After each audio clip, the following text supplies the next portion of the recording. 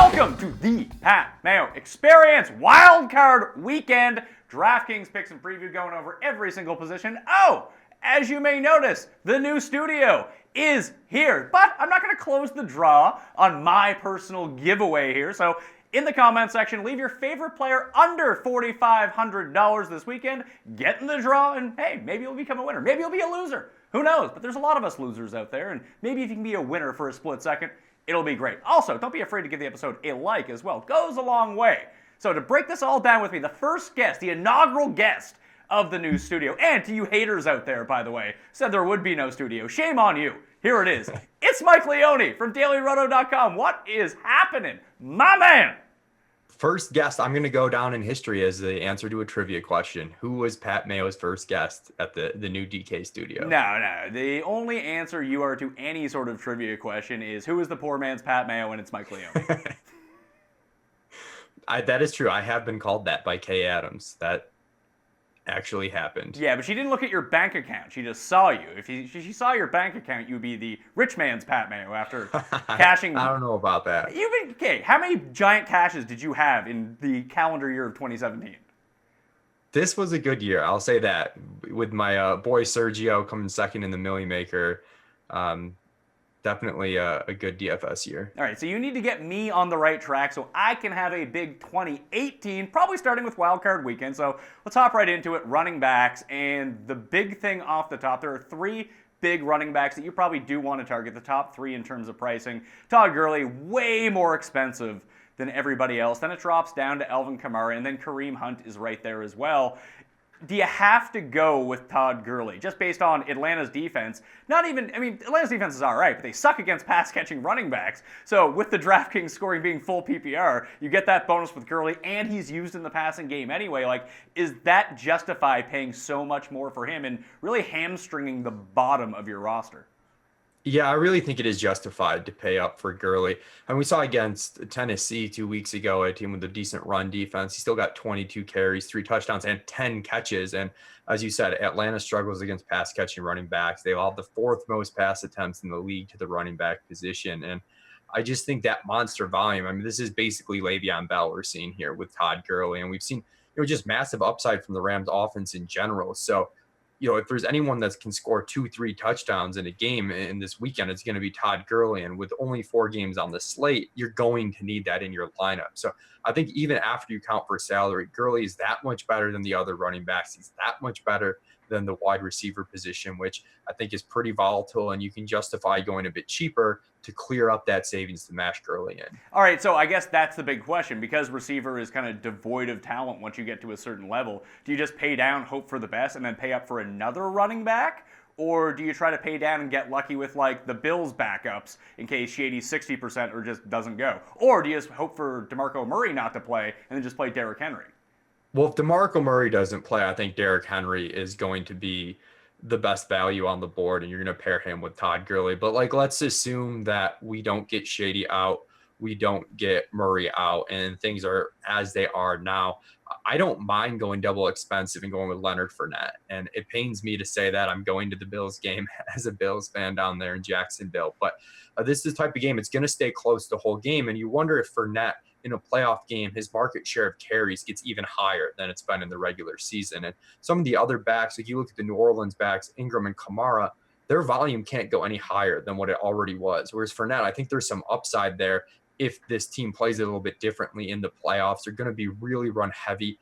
The Bills aren't going to put up a lot of points on them. You're not going to catch a negative game script for Fournette. So I think he's going to pound the rock. You could see 25 plus carries in this game. So at a discount to Kamara by, I think, $1,200, I like Fournette there. If you want one guy, though, to go cheap on in tournaments, I think Tevin Coleman is the guy. You've got Devonta Freeman dealing with a knee issue. If you get lucky and he aggravates that knee issue, Coleman's a slate breaker. If you don't get lucky, you still have some outs here. He's a really athletic back. He's very fast. PlayerProfiler.com has Jamal Charles as his best comparable. He's the pass catching back. So you can run into a game where he runs for 30 yards, catches 4 passes for 40 yards, and it doesn't kill you. Any touchdown, any issues with Devonta Freeman, though, and the ceiling is there. All right, so you say Leonard Fournette. Leonard Fournette, weirdly, has not been good in a while. He's still getting all the volume, but like I even saw this come up. Like you take out his 2 biggest runs of the year, which I know is cheating a little bit. He's averaging like 3.6 yards per carry. He's just been a product of volume, and basically more volume. Is there anything to think about, like with the Bills' run defense being so bad? Yeldon, Ivory, $4,000, $3,800. Like, take a chance on Chris Ivory, because in these short slates, you're gonna have to go off the board somewhere. And if everyone's just gonna pay down at receiver, take a junk tight end, would it make sense to maybe try to back into a running back who could break off a big player, potentially score a touchdown in a good matchup? Yeah, I just rather somebody whose role that I'm more confident in. So if I were to do that, I think I would go with Yeldon over Ivory, because as I said, I think there's a chance that the market share carries just upsticks even more for Fournette, and that's going to hurt Ivory more than it is Yeldon, whereas Yeldon can be involved in the pass game a little bit. So I'm not, super on to that type of play. It is difficult. It depends, and this is the big thing too with Wild Card Weekend and any of the playoff rounds, is you really have to pick and choose your tournaments and decide what your goals are. Because last year I had a lot of success in multi-entering these lower stakes tournaments just by avoiding those type of home run type plays. Make everybody else take these risky bad plays, really limit and pick and choose your spots we're going to do that with, and just pick up expected value by people taking these bad plays that have really, really low floors. And then you've got really high min cash equity. And if you get lucky and run into an optimal lineup, there's your upside. All right, so let's say Shady doesn't play. Does that make Marcus Murphy or Mike Tolbert the chalk? I think that there might be enough uncertainty that neither of those guys is mega chalk. The issue is if people want to pay up for wide receiver and they want to pay up for Todd Gurley, they might choose to go this cheap Bills running back route over the, Albert Wilsons of the world or whatever we'll get into at the wide receiver position. So they could be chalky. I prefer Marcus Murphy. We were talking about it before the show. I wonder if Murphy steps into more of the LaShawn McCoy role and Tolbert keeps the role that he already had. Your upside is just so capped with Mike Tolbert, but it's difficult to ever know what coaching staffs are going to do. They love the veterans. They love the quote unquote safe play. And that's what Tolbert is. So it's going to be really interesting to see what happens there. If McCoy's out, my lean is to go with the upside of Murphy over Tolbert. He's at least got some speed, some big playability, and hope that, he's not going to take the full on Shady role, but if he takes most of the Shady role and Tolbert's role just grows a little bit, you're going to want to be on the Murphy side of things. Well, what about LaShawn McCoy then? I mean, on Thursday he went out and stretched, then left practice. There's still not word yet on if he's going to play. But let's say he does play. His ownership is going to be, I don't want to say zero, but it'll be probably sub 5% with this running back tier. He's expensive, but is this a situation to leverage his injury into a contrarian lineup? I mean, hey, you still have LaShawn McCoy taking on Jacksonville, who if the one part of their game that you can attack is the run defense, is that something you would be willing to at least burn a few lineups on, or is he a pure fade? So from a super high level macro standpoint, I understand the game theory aspect. They also likely won't be able to throw to the receivers much in this game, so you could see some dump offs underneath. But what I think is going to happen is he's going to play and he's going to be limited. So I think his touches are going to come down. I think his efficiency is going to come down. I mean, an ankle sprain for someone like McCoy, if you see the types of big plays he makes, it's not something that I think you can just make happen on an injury. I think he's going to be very limited. We saw this in Miami last season when he tried to play through an injury. It was a groin injury, and he just really, really struggled. So I think it's just a full fade situation of the entire Buffalo backfield if McCoy suits up. All right, so I guess the final guys to talk about are these guys below Gurley but above basically Derrick Henry. Because does the Derrick Henry situation become any better for you? I know if DeMarco Murray sits and it's all Henry all the time. Oh, hello there. It's Pat Mayo from the future. We're going to get back to the regular conversation in a second, but like 2 seconds after the show ended, DeMarco Murray has actually been ruled out for the game this week. So let's talk about, with Mike Leone, how that reflects upon Derrick Henry. $6,000 is a very good price and a very tough week to really use your bankroll. Everyone's going Todd Gurley, and now they're all going to go Derrick Henry. Do you think that Derrick Henry becomes the main chalkiest player on the slate? Will he be owned by over 50% of teams in tournaments now? I think he'll be right around the 50% marker. He's he's going to be the chalkiest. I think he's going to outpace Gurley in ownership now. And, quite frankly, he should. You look at this slate and you look at the running back options and you start looking at the sub 7K options and they start to get dicey, especially when you get below $6,500. And Henry is that exception. And he's going to carry, obviously, the bulk of the carries now that you don't have DeMarco Murray. And the thing with him, he's super talented. This isn't just purely a volume play. He's 6'3". He's nearly 250 pounds. At playerprofiler.com, they have these really cool combine metrics, but his height adjusted speed score is in the 97th percentile. So a big back like him should not be able to move as fast as he does. We saw it when he took a screen pass to the house last week. So I think in cash games, you really, really have to play him. The issue is, even though there's no DeMarco Murray, that screen pass he took to the house last week, I believe that was his only target of the game. He's not someone who's going to be used in the passing game a lot. So if Tennessee gets down a lot in this game, I do see some merit to fading or taking an underweight position in tournaments just because he's going to be so heavily owned right now with very little competition at that exact price point at either running back or wide receiver. If it gets into the situation where Gurley and Henry and that combo alone is going to be owned by so many people in giant tournaments, and rightfully so. I mean, that's going to be the chalk, and it's going to be the chalk for a reason on such a short slate. Which one of those two would you fade first? Because I would fade Henry before I faded Gurley. I'm with you. I'm going to fade Henry before I fade Gurley. And, Daily Roto, we have the customizable projection. So when Murray was out, I plugged in, 80% market share of rushes, 80% market share of TDs, and it makes him a really good value, but still not quite as high as Gurley. And he's going to be higher owned. I just think there are some outs, again, given that he's not that good of a pass catcher and it could be a negative game script. You don't have, the big team total that Gurley does. Of course, that's priced in a little bit, but I'd still fade Henry before I faded Gurley. And I think someone like Mark Ingram all of a sudden becomes interesting. I know how dare you? I know. But at 6,900, if people go Gurley, people go Fournette, then they drop down to Henry. There's someone like Ingram who definitely has multiple TD upside. The reason why his projection gets held back in rankings and our projections, everyone across the market, is that you have to split up the touchdowns between him and Kamara. Only one guy can score them, but when you're projecting, you don't know who. If he ends up on the right side of TD variance, he can easily outscore Henry by a meaningful amount. And he's someone that, even though Kamara is known as a pass catcher, we've still got Ingram pegged for around 14% market share at target. So he's still going to rack up more catches, more likely than Derrick Henry will. And I guess the one positive with Mark Ingram this week at $6,900, that if he scores a touchdown, you're going to see like 20 tweets in a row fill up your timeline with nice. Exactly. All right.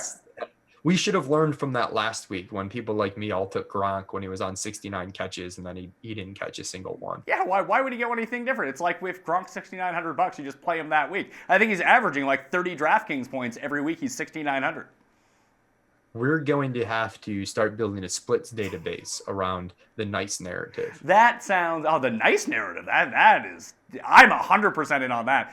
I mean, you have now come up with it, but I'm going to start saying it, and then people will think that I made it up, and then you'll look like the stealer. Well, I am the poor man's Pat Mayo, so it makes sense. Yeah, this is true.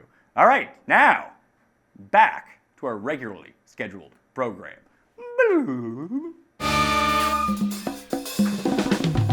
It pains me to say, but I think Kamara is the guy that I'm going to fade the most. It's just hard for him to have a monster game. I know we've said this before and he's done it, but the price tag's just so high. He's splitting touches. He's the guy that I'm off of this week. So I think a lot of people are feeling the same sort of thing in terms of Kamara. He's too expensive. There's equivalent options, probably $500 cheaper to $1,000 cheaper. I think Ingram ends up as probably the second highest owned running back. Let's say DeMarco Murray plays. If DeMarco Murray doesn't play, Derrick Henry will probably be the most owned. But Todd Gurley's definitely going to be the highest owned of the running back. And like we said, for good reason. But I have a feeling that it could be like a 3-to-1 split between Ingram ownership to Kamara ownership. In a small slate like this, having the big play upside of Kamara, listen, we've seen him post giant DK days. Would it be worth it to burn a few lineups starting with Kamara instead of, if you were playing 10 lineups, let's say? Instead of going 10 lineups with Gurley, would it make sense to go like 7 Gurley and start 3 with Kamara? If you think that Ingram's 3 times as owned as Kamara, it makes sense. I just don't think that's going to happen. You don't think that's going to happen. It's just his price is so much better. I know it's better, but think that given the recency bias and how well Kamara has done for an extended period of time around this price tag. I mean, each week it seems like his ownership was too low than it should have been, and it gradually kept coming up and up as the season went on. In a short slate, 4 games, I think the ownership's still going to be there. I really do. All right, last guy, Jonathan Stewart, $3,500. Return to practice. This is one of those stupid plays that you were talking about that you're going to let other people take. I'm one of those people. I just feel like against the Saints, for whatever reason, in my mind, because I didn't go research this, because I'm me. I'm not going to look at that sort of stuff. This is why I have you on the show. I feel like Jonathan Stewart could be in line, his upside here, for like a 2-touchdown day. And if he doesn't do that, he's going to have like 0, but he's so cheap. Yeah, so I'm looking at our projections on Daily Roto and the value rankings, and I think that it's probably a bad play overall, but him and Yeldon after them, like there's a hard cap of guys you're just not playing, which includes Chris Ivory, by the way. I think that's like as low as you can go on a play. I think you're better off just taking the wide receiver plays, because with Stewart, I mean, realistically, what do you need to happen on? You need 2 touchdowns, right? Yeah. And can that happen? We've seen it happen this year. So I'm not going to say it's not going to happen, but whereas with a cheap wide receiver, you can run into like a 6 for 60 game and be totally fine. And there's just a lot more outs because of the full point per reception. Okay. You're not going to talk me off of Jonathan Stewart. I'm going to use him in my flex somewhere. Save some money. I want to pay up for some receivers. I can't just pay down everywhere. Let's talk about those guys. Let's talk about the wide receivers. At the top, Julio Jones, sitting right there, $8,000. It's not ridiculously expensive by any means, but then you drop into Michael Thomas, you got Tyreek Hill, Robert Woods, Devin Funchess. All I'm really hearing this week, and it's Gurley. What about the Rams passing game? Is there any merit to fading Gurley? Sounds terrifying, and I don't want to do it. But what if you just loaded up on Robert Woods and Cooper Kupp and be on your way with Jared Goff? You know what I don't even mind is just an onslaught of the Rams. We've seen insane upside from this offense all season. I went back and looked at it for this podcast. I believe it's 8 games they've scored 32 or more points, and they've scored 40s, I think, at least 3 times. And when you're getting that type of production, not only are you getting all those touchdowns, but you're generally running a lot of plays. So you're getting a lot of catches, you're getting a lot of yards in between stuff. So I think in tournaments, I don't mind even playing Gurley alongside a couple of the Rams wide receivers, in which case you're going to want to use Jared Goff and just go full Rams onslaught. For cash games, though, I actually like Tyreek Hill as my sort of spend here, where you don't have to go all the way up.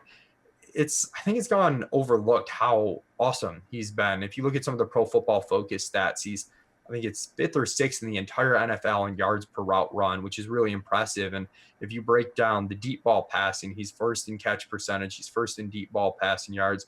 He's first just overall in quarterback rating when targeted.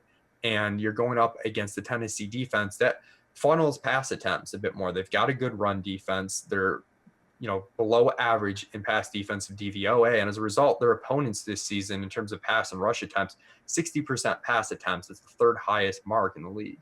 So does that mean a Chiefs stack is in the cards, whether it's Alex Smith, Kelsey, and Hill? Because, you talked about Albert Wilson a little bit as a place to save money, but, in that scenario, you probably can't use Gurley, which is kind of terrifying, like I said. But is that a stack, do you think, that many people will end up going with, the triple stack of those 3?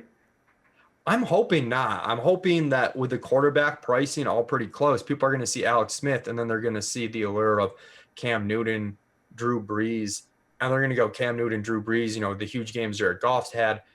I think Alex Smith might be the best play of all of them, given that what I said about funneling towards pass attempts against this Tennessee defense. And you've got pretty good prices on the pass catchers. Kelsey's expensive, but Tyreek Hill, when you break down the slate and there's not a lot of options, I think he's right there with Michael Thomas and Julio Jones in terms of per dollar value, but you're going to save money overall. Albert Wilson has had 7+ targets in 3 of the last 4 games that they've had. So, and he's, sub 3,500, I'm pretty sure. So I think that the Chiefs passing game is really interesting. And if you don't do it with Kelsey, if you just did a double stack with Hill and with Wilson, you can still make Gurley work. You might even be able to make Gurley work with Kelsey and the full onslaught if you took a stab at some of the cheap running backs we talked about, whether it's Tevin Coleman, who I like, or Jonathan Stewart, who you like. All right, let's find out if that's actually possible then. Let's throw Alex Smith in. Let's throw in Todd Gurley. let's throw in Tyreek Hill and Wilson into that and see what we're left with here. No, that's Jamal Williams. I don't want to play him. Do I? I don't want to play him. No. If you throw in like Smith, Wilson, Hill, Kelsey, Gurley, and then with a cheap running back like Tevin Coleman, that's going to leave you with a receiver, flex, and defense for an average of 42-33, which isn't, that hard to do. Yeah, I was going to say, Smith, Gurley, Hill, Wilson, Kelsey gives you $4,200 per player left. And if you pay down at defense, which, you probably, would you take the Jags, do you think, to throw into that? Or do you just pair it up and just take Rams D going up with Gurley and try to get sort of the combination of all that? I think at that point, you want a cheaper D. I don't think you want to go all the way up to the Jags D. I'm going to say, I like the Saints D this week. I think that's a sharp move with a great defensive line coming in against a bad offensive line. We know Cam has 16 picks this year, plus he takes a ton of sacks. Not to say that he can't go off, and we'll get to that when we talk about quarterbacks. But even if you throw in the Saints D, now you're looking at $4,500 per player. Chuck in my man Jonathan Stewart, and you're looking pretty good. Yeah, it's not that difficult to do because, again, Kelsey's expensive relative to the position, but Hill's cheaper than Thomas and Julio. Wilson's a punt play, and Smith is this. I think it could go under-owned. I really do. Maybe I'm wrong, but if you look at the team total there too, it's right in line with the Rams team total. It's right in line with the Saints team total. So I'm on this Chiefs passing game quite a bit this slate. Well, if we go back to the top receiver, you have Julio and Michael Thomas, like you mentioned. Do you think that those two guys end up going under-owned because everyone's paying up at running back? I don't. I think people are going to see the wide receiver position and they have to fill out three of them. And if you're completely fading those guys, you're going to have to use guys that you're uncomfortable with. And I'm okay doing that, but I think the average user is still going to say, okay, I need one of these guys in my lineup, which is why I think, I could be wrong because the Gurley, he scored 40 plus and 50 plus the last 2 weeks, but I just wonder if enough people force themselves to take one of these wide receivers that the Gurley ownership stays sane. It's not going to be low. He's going to be the highest owned player on the slate, but I'm hoping it stays, 40% instead of like 70. Well, not everyone can be Josh Gordon from that 1 week where every single person owns him. So, yeah. But you very well could be, even though he is.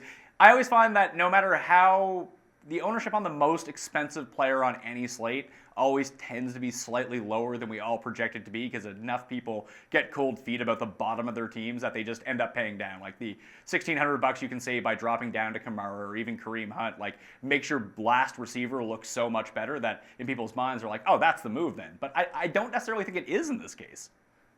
Yeah, I don't think that's the move, but I do think people will be drawn to it. You've got other cheap wide receivers too. The Tennessee guys are interesting. Since Rashard Matthews came back from injuries, he's not racking up a crazy target share like he was earlier in the year, and that's opened up opportunities for Corey Davis, who's okay. Can we put a sock in Corey Davis for a second? The guy is terrible. No, he's not terrible. He's off to a slow start, but we're into the playoffs. What do you mean slow start? Dude, this is the type of chance. I remember like 2 years ago, or maybe it was 3 years ago, I took a chance on Devontae Adams. It was one of my best weeks ever. Devontae Adams had a big week as a third wide receiver for the Packers. And you wanted, on these short slates, you want to take chances on guys. Tevin Coleman's the same way.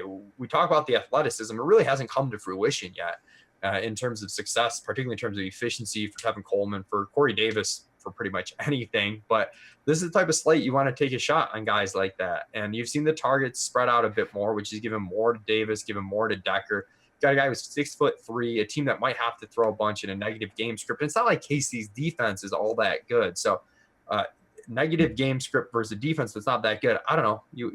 I think it's worth a stab. You're talking $3,500 here, $3,600 for him, $3,500 for Decker.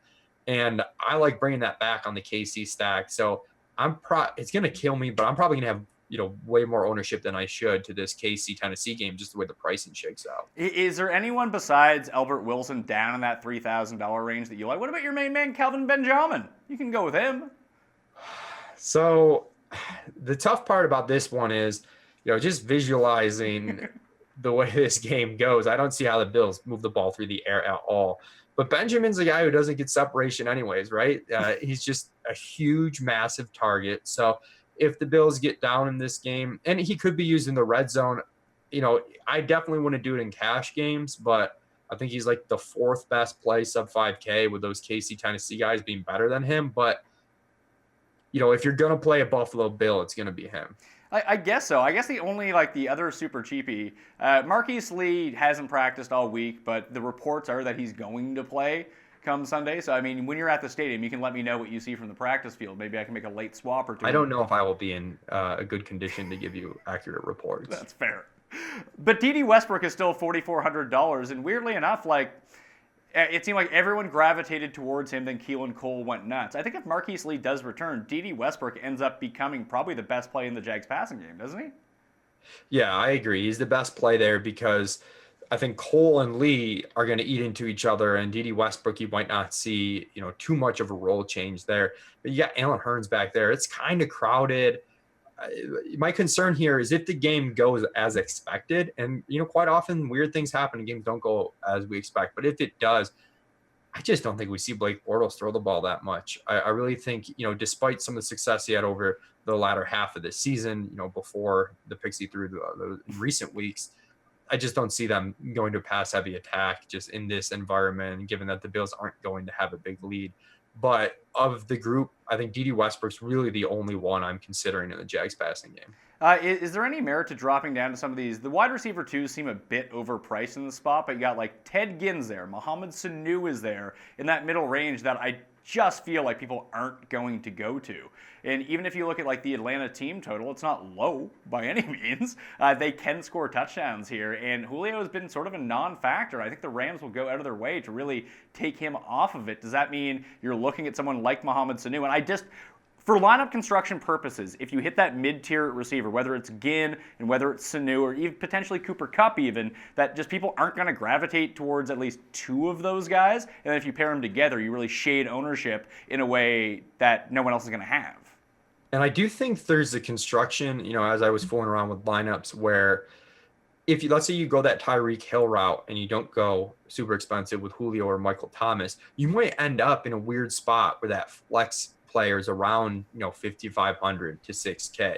And I'm not going out of my way to play these mid-tier receivers, but I'm not going to rebuild my lineup just because they happen to fit the final piece. And you could see a big edge where if you go Tyreek Hill and Sanu, or I like Cooper Kupp the most of the ones you mentioned, but if you go with Hill and Sanu over Julio and 4K wide receiver, I'm going to take that more balanced route every time. Okay, let's switch to pivots. Jared Goff is the most expensive quarterback on the slate, but he's not the super priciest guy in the world. He's only $6,700. Cam is right behind him at $65. Then Breeze, Smith, Matt Ryan. Then you're into the Bortles, Mariota. Hell, Derek Anderson is more expensive than Tyrod Taylor this week.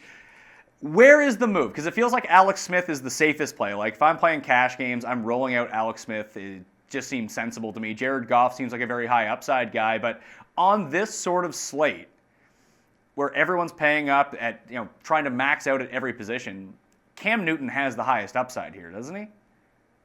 Yeah, in the last 4 weeks, he's had 2 games with 11 carries, 2 games with 14 carries. You could see negative game script, so a bunch of dropbacks, which can turn into scrambles, obviously can turn into pass attempts as well. So I think he's got the most upside on this slate. I wonder, do you think Smith is going to be chalky? Because I was thinking that people would just see the big names, and think that Alex Smith was too boring, because I feel like I'm the one who does that most weeks. And this week I was hoping that he wouldn't be chalky, but I know you said you're on him in cash games. Do you think he ends up the highest owned of the group? I think it really depends on how people... I don't think that people are going to go out of their way to target a quarterback first when they make their lineups. I think they'll pay up at running back or pay up at receiver because they'll have the 2 or 3 guys that they really like. There's no one quarterback on this slate that really stands out. So it's not I need to have Jared Goff, click, click, click. It's going to be, hey, what do I have left for a quarterback? I don't really want to pay down for Tyrod or Bortles or one of those guys, so I'll pick and choose between them and however much money I have left. I think they're sort of in the order of how people will like them, but if there's only $6,400 left on the table, I can see, easy, Alex Smith for me. I already have Travis Kelce in my lineup too. I'll just take that stack and move on. Yeah, and I do think in the vast majority of lineups, you're sticking with Alex Smith, Cam Newton, or Drew Brees. Those are really the three that I'm targeting because the spread on the QB salaries, as you said, it's not very wide this week. Even Bortles is like 6K, so you're not saving a whole bunch of money. The one cheap guy I could see taking a stab on, and I'm not going to be a homer, it's not Tyrod Taylor, but I don't mind a Marcus Mariota given the rushing upside that he has. I know we haven't seen the passing TD upside all season, but I got to feel like part of that's bad luck. You don't go from a guy one year who can throw 2-3 touchdowns quite often to a guy who can barely throw 2 touchdowns, will never throw 3 touchdowns. So I think there's some bad luck in his passing TD percentage this season. As I said, you could get a negative game script against a defense that's not all that great. So I don't mind taking some stabs with Mariota, maybe pair him with one of the cheap wide receivers. So that way, if Mariota makes his way on the ground, you're not killed by forcing the stack just because the cost is low. And that's a way that you can get in a Julio and a Gurley type lineup if you really want to. Well, instead of doing the Rams stack with Gurley, what if you just did a game stack with Gurley on one side and brought back Matt Ryan and the Falcons receivers on the other? Is that just too bad of a matchup? No, I think that, I mean, whenever your wide receiver one is Julio Jones, I think the quarterback can be stacked in tournaments because Julio himself is just so immensely talented. And we've just seen that it can be hard to predict at times, but he has those boom games. I mean, he has like 200-yard upside games. And I think if I was going to do that, I'd almost rather just go Ryan Julio with a couple of the Rams wide receivers coming back. I don't think I'd, force this huge Atlanta stack. It seems weird to have more receivers on the stack coming back than on the main stack, but I honestly think that makes sense where you could go Woods Cup with Ryan Julio. All right, well, let's power rank the quarterbacks that you would want. Just throw price out the window. If you were told, hey, you can have, everyone is 0 at quarterback. You have the 3 quarterbacks you'd want to play. For me, it would be Cam, then it would be Alex Smith.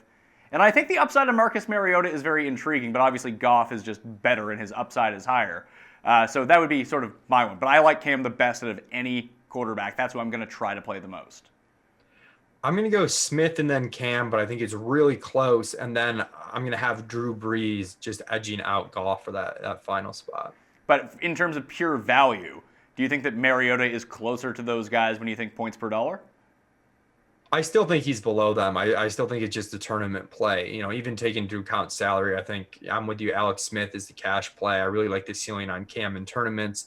I'm interested to get more of a pulse on where the market's going to be on these guys because a lot of weeks at quarterback, right, the ownership projections sort of doesn't matter because there's so many and people make their stacks and they get spread out. But on a 4-game slate, they might end up mattering. You could actually create some leverage this way. So I want to get more of a pulse on that. But I like Alex Smith the most of the group. I think he has a higher ceiling than people give him credit for. They think he's a boring type player, but he has some rushing upside. We've seen games where the Chiefs will throw 3 touchdowns when the offense is really working. So I think the upside is a lot higher than people give him credit for. The one thing that I'm having problems with Cam, like if you use Alex Smith, the stack is pretty clear. If you do use Cam, do you just play naked Cam? Sexy naked Cam, or do you go with Funches? Do you go with Greg Olsen? Do you throw Christian McCaffrey into that mix too? Because those guys aren't tremendously expensive compared to the rest of the people at their price point. So Devin Funches is below $6,000. I like Devin Funches. He's going to receive a huge market share here. The matchup's not great, but again, almost like Kelvin Benjamin, he's a big body. Sometimes just getting positioning and being huge can help you score touchdowns. Yeah, I mean, the way I'm looking at it, I mostly like it, either a naked Cam or with Greg Olsen. I think Olsen is a really good play at the tight end spot for just 5K when I think the cheap plays this week are really risky. I think it's tough to get Kelsey in, and I think naturally then you're zoned in on Walker and on Olsen. And Olsen is the guy I like the most. I think you can see a 25% plus market share out of him. He's a high yards per target type guy. He can get down the field for a tight end up the seam for Carolina. So I like that 1-1 stack with just Cam with Olsen. All right, so let's talk about all the tight ends. And Kelsey, like you mentioned, comes in tremendously higher than everybody else. He's $7,100. Then you're looking, again, when you drop down to 5,000, you have Greg Olsen, and then you have Delaney Walker at 47. That's another drop down to Charles Clay. And then you're just into the sheer let's roll the dice here. Austin Hooper is $2,900, winner of scoring more fantasy points than Julius Thomas this year. So that was a bet that I won versus Cust. But like anyone below there, like is Hooper the only guy below $3,000 that you may even consider? Like, do you chuck in a Jonnu Smith lineup, or you pump for Demetrius Thomas, or Demetrius Harris? Sorry, like is this how this is going to work? Well, first of all, do you really win a bet with Cust, or is it like, just this bond maturation where you're going to get back 2x after a certain amount of time? Well, that was a 10x bet. He gave me 10-1 odds. 10-1 yeah. on. Whew. Good investment. I think it's Hooper or bust. I don't think Hooper is going to be. He's going to be the chalkiest of the cheap tight ends, but I don't think he's going to be so chalky that you have to overthink it and take someone who's just a really, really bad play down here. If I was going to take a complete stab at one of the other guys, maybe Mercedes Lewis. I know he was in mispractice the other day. Josh Hill, but I don't know. Really, I think I'd just go Hooper or bust down here. What about the Irish assassin, Nick O'Leary? No, do not play Nick O'Leary. Okay, what about Eleanor Higbee then? Higbee is in the you could have a worse punt type punt play. I'd throw Higbee, Lewis, and Hill in your desperation plays, but at least tolerable. Whereas Nick O'Leary is just lighting money on fire. Well, I mean, this all kind of, if you're down in the 2,500 tight end range on a 4-game slate, you're probably in the lighting money on fire range. But yeah, these slates for the playoffs, it is this weird mental dynamic where you want to differentiate yourself. Weird things can happen, and you also might end up with a build where you just have 2,500 left, and because this slate is so small and there's not a lot of plays, that if you love the rest of your lineup, that's when I don't mind forcing one of these guys in and taking a shot. But I think when you're going out of your way to be this guy's gonna be 1% owned on a 4-game slate, that's when you're really getting yourself into trouble. So would you do that? Let's say you're playing one of those Ram stack where you're just jamming in Rams. Would that lead you more to Higbee over one of the other guys, or would you then just try to differentiate off of that? So, it depends how many other Rams you're taking, but I think I'd still max out with 3 Rams, and I think you could take Higbee. Higbee, if he catches a touchdown, that's all you're looking for. So I think, if you're playing golf and you've got Kupp and even if you've got Woods and you want to throw Higbee in there, I think that's fine. If they score 40 points, this is a team that can score 40 points, someone like that is going to score a touchdown. Charles Clay? I mean, you can go root him on, but if Shady's banged up, he is probably their best player. And if there's one spot you can really get to the Jags, it is short over the middle. I hate Charles Clay so much. He's just terrible. But as far as fantasy goes, I was really hoping the price tag on Clay would be more 3,500, 3,700. When you get him within $700 of Delaney Walker, who, may I add, did you like how I just said Walker before? I let you pronounce his first name first. No, listen, Delani or whatever the hell you say is just ridiculous. Say it for me, please. Do I have to? Yeah.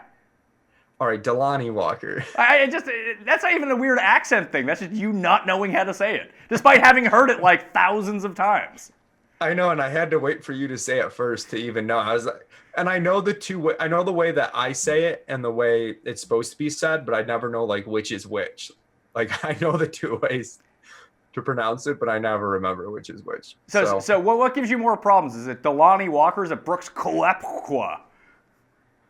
Oh, I think I'm okay on Koepka. Is it Koepka? It's Koepka. It is Koepka. Most people, I believe, people are like Brooks Koepka. Oh, don't let me fool you. I've messed that up. I've just learned. That one I've learned and it stuck with me. Whereas Delaney, next time we talk, it's probably a 50-50 shot. All right, let's go to defenses to close this out. The Jags are super expensive. They inherit the best matchup. They're 9-point favorites at home. You can see a lot of – the problem is game script theoretically should work for them, but the Bills. You know how that works. Is that going to work? Are they just going to run the entire time? I think so. And part of it comes down to how much Shady plays, but even if he doesn't, this is a really conservative coaching staff. I think, and Tyrod Taylor doesn't take a lot of chances with the ball either. They don't turn the ball over very much. So the issue you run into with Jacksonville, as good as it looks initially, is it's a short slate. We're talking about paying up for Todd Gurley. every dollar really counts. Is the upside worth it for the safety of the Jaguars defense? And I don't think it is. If you end up in a game script where, Fournette goes crazy in the first half and they get up big, Tyrod Taylor will take sacks. You could see a lot of sacks racked up for the Jacksonville Jaguars. But overall, a median expectation here, I think they're definitely the safest defense, but I'm with you on the Saints D. That's where I'd rather go. Save some money. We the Daily Roto projections have them projected of the defenses past the Jaguars. We have them projected for the most sacks, the most turnovers, the highest potential for a defensive or special teams touchdown. And if they do get a defensive special teams touchdown, that could really help too, because I think I'm going to end up fading more Saints skill players than I really want to, just the way I'm building initially. And that could kind of screw things up for people who take the Saints guys, because you're going to lose a possession and they're also going to be in a certain type of game script. Yeah, I would say Saints then Rams. I think those are the two choices you can really go with. And I think that pairing up Rams D with Gurley is pretty sensible. Or if you just wanted to punt wide receiver, you could take Pharaoh Cooper and hope for a kick return. No, don't do that. The double dip has worked. The kick returner double dip has worked like once. Disagree. Played Saints D and Kamara last week. Well, I said once, and that was it. You did it. Also disagree. Against the Jets, I played Birdman in Carolina D. Didn't even know his first name. Played him anyway. Double dipped. I'm upset. I might not be showing it, but I'm upset. The one D I like in tournaments, just because I think everyone's going to zone in on the two Ds that we just talked about. It's Panthers D, right? I think it's KC D. No. $2,100. Panthers D, best pass rush in the league by DVOA, the number one adjusted sack rate. Like, I know it's not a good spot, and they probably get lit here, but on paper, they do have a good D. You know who never takes sacks? Drew Brees. That would be correct. Yeah. You can have a bad game. Matt Ryan, the Rams. No, it's a 4-game slate. Yeah, you can take a shot at a 2KD. You might as well take a talented 2KD. Like I don't think you'd take the Falcons. Like, I would take the Panthers over the Falcons. We have them projected pretty similarly. The Bills at 2,500 you could take. But I understand the concept behind the Bills. They're cheap. They're $2,500. I just wish the Rams weren't $200 more. Like the Rams, the Rams just seem like such a safer play. But it feels like if the Bills D scores more than 3 DK points, they might score 30 because they're playing Blake Bortles. Yeah, I think this game stays close. No, you pray this game stays close. You use your words, I'll use my words. So I hope it stays close. But I think it could be an ugly game. And it could be an ugly, low-scoring game that keeps Bortles throwing like just enough that he could do something dumb. And that's all it takes is one dumb play. And it's a tournament play only. But I don't think people are going to take the Bills D. I think of the lower end D. I think just people will gravitate towards the Rams because they're also so cheap in comparison to the lower end ones. Like, do you really need to save the $600? If you do, then yeah, maybe you drop down to the Panthers in that spot. The Rams, at least coming into the week, maybe after the week, it's going to look like a stupid play, but they're just a significantly better play than everyone else. That's sort of like the drop-off shelf. But I feel like after that, people will go to the Bills over the Panthers, over the Falcons in that spot. Yeah.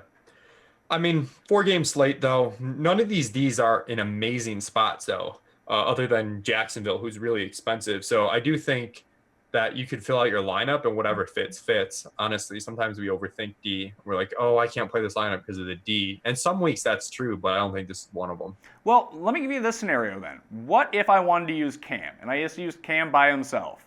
And then, weirdly enough, ran it back with the Saints D. Because those two players, just thinking about them as DraftKings entities, they both could score a ton of points. Like, Cam can turn the ball over 3 times, not have it matter. The Saints can sack him 6 times. He could still throw 3 touchdowns or run for 2. Yeah, I think you can do that on this slate. Normally I don't do that with quarterbacks because if you want to really achieve a ceiling, it's like a ton of touchdowns. But the thing with Cam is he can rack up those rush yards, whereas other quarterbacks, the only way they're achieving their upside is by throwing for 3 touchdowns. With Cam Newton, that's not necessarily true. He could throw for 1 or 2 touchdowns and still have one of, if not the best quarterback fantasy game because of the rushing upside. And I do want to make a point with cheap wide receivers, cheap pass catchers in particular. don't go out of your way to avoid playing them against the D they're going up against. If anything, like honestly, I think there might be a positive correlation. I haven't tested it, but because you're racking up points as a cheap wide receiver through catches and through yards, you don't necessarily need the touchdowns. If that D gets a DTD, well, then your cheap wide receivers in an offense that's playing from behind and is going to have to throw. And then if they have to throw, that's good for the receiver. That's good for the defense. That's good for everybody. So definitely don't overthink taking a cheap wide receiver against the D that you have.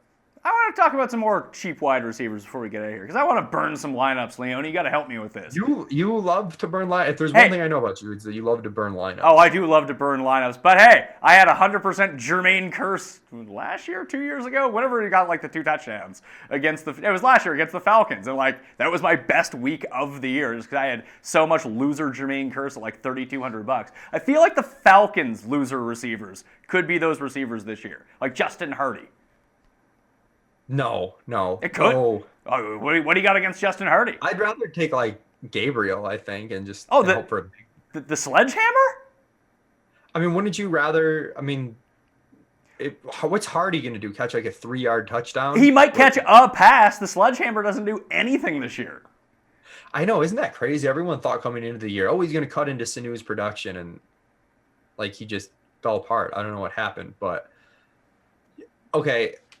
Homer bias again, but I mean, Deontay Thompson's 3K. At least he's a starting wide receiver. I don't see any way he gets open in this game, but well, if you're gonna burn lineups, I mean, you might want to burn one with him. I mean, he is the Bills' deep threat too, isn't he? He is the closest to fitting that definition. And we saw in that Seattle game when the Jags got up by a bunch, you were able to take advantage of Jacksonville when they basically like stopped trying towards the end. And Russell Wilson, almost a lot like Tyrod Taylor, bought himself some time in the pocket, and Doug Baldwin gets behind the defense. Is Deontay Thompson a guy who can get behind the defense? Yeah, I mean he's caught some long balls against the Patriots, long ball against the Buccaneers. Those are worse defenses. I was gonna say those are basically the Jags D. Yeah, basically the same thing. But I think, and the other thing too, during the course of the regular season, we hate these cheap wide receivers because, there's no need. Plates, you just need this huge upside, right? Gone are the days where you hit one big play and they pay off. Well, come playoffs late, you hit one big play and it does pay off. It only takes one play for these guys. Whereas the regular season, I hate taking these cheap stances because I think you need like a 672 game or 671 even. Whereas Deontay Thompson 2 for 50 and 1, you're golden. Real question here: who is Carolina's second receiver? Is it still Russell Shepard? Is he even playing at this point? Is it like Brendan Burzin? Yeah, there's just no value in those guys because it's too impossible to pick who it is. I think it's really hard to pick who it is. We have those guys. We don't have a Carolina wide receiver really in the top 10 values, which is saying something on a 4-game slate. What was the other guy? Keelan Clay, because he does. You've got Clay and Clay. I mean, they still got Bird, right? Yeah, but Bird's hurt though. He was put on IR. So I would actually go with Bird if that was the case. But I was gonna say Bird would be the guy you want to take a shot on. God, Keelan Clay. I mean, that was a guy who got cut from the Bills practice squad. But after watching the Carolina games, they do use him in reverses. He might, if they don't want to kill, they'll probably end up putting McCaffrey on special teams just because it gives them higher upside in this spot. But he's someone that is a burner, and if it only does actually take one play here, that I would rather shoot for the stars with a guy who could take something 70 yards over, almost like the Justin Hardy, like you mentioned. Do you really want 3 for 30? That might tread you water. Maybe that's far better for cash games. But if you can get one big play out of one of these burners, I think I'd probably rather go that route at 3K if I was going to do that, which I will because I'm me. Yeah, I won't have any exposure to the secondary Carolina wide receivers. How dare you? Live a little, Leone. I'd rather keep the bank account rolling, keep it, survive to play another week. See, you can't win it unless you're in it. That is why you are that's why you are the rich man's Pat Mayo in your bank account. In real life, you're just the poor man's. Don't forget that. Yeah. All right, that'll do it on the Pat Mayo Experience Wild Card Weekend. DraftKings picks and preview. Leone, pip the site. Yeah, head over to dailyroto.com. If you go to dailyroto.com/premium and check out our packages, we are doing our regular content for the playoffs. So we've got customizable projections, we've got volume tools you can check out, we've got a podcast, we've got written analysis, we do lineup boards, we do it all. And we've also launched our golf package. If you use promo code GOLF18, you get 10% off. That's just starting up. I know later today, since we're on a Thursday, the first golf tournament of the 2018 season kicks off. Mayo, I know you're pumped about that. So we got a lot going on at Daily Roto. Make sure to check us out. All right. Thanks for being on the line, dude. Thanks for having me. All right. You can follow Leone on Twitter at 2 hats, 1 mic. I always get that one. 2 hats, 1 mic. I always get that one. Bills. I got to say go Bills. You got to say go Bills? Go Bills. I just don't see it, man. I'm sorry. Shout out to Dan Bacher, Roto Grinders, though, who is giving me a free ticket to the game. So that's pretty awesome. See, all you insiders just changing tickets back and forth. Well, I'm stuck here in the freezing cold having to watch the game on TV. Poor you. I know. Poor me indeed. Now I'm the poor man's Pat Mayo in terms of my emotions. But you got this new studio. You can watch it from there. That's true. That is awesome. I'm actually riding high right now with that. But anyway, I'm Pat Mayo. You can follow me at the PME on Twitter. You can subscribe to the Pat Mayo Experience audio feeds on iTunes, Stitcher, and Google Play. For the video versions, you can check out the full lengths up on the DraftKings YouTube page and the short, maybe some exclusive clips on the DK Live app. The best way to follow the games, if you're not watching, I mean, they're a great complement piece of the games because they update your scoring as you go. But if you can't watch the games and physically be in front of a TV, you need the DK Live app, the best play-by-play of any app there is out there. It's what I use. It's what you should use too. And you can just go find it in the App Store and boom, it's on your phone like that. Or iPad. I'm not a big iPad guy when it comes to like walking around. It's kind of arrogant because it's so big. But a phone, you got that on you all the time. Anyway, I'm Pat Mayo. Good luck this week. Do not forget to enter the draw. Give the episode a like. Favorite sleeper under $4,500. And that's probably going to be populating my lineups with. So I might steal some of those from you guys. Plus, leave your DK name and I will get you in the draw for a potential giveaway. Or it's not a potential giveaway. It's a giveaway. But you could potentially win by entering the draw. How about that? Anyway, I'm Pat Mayo. Good luck this weekend. I'll see you next time.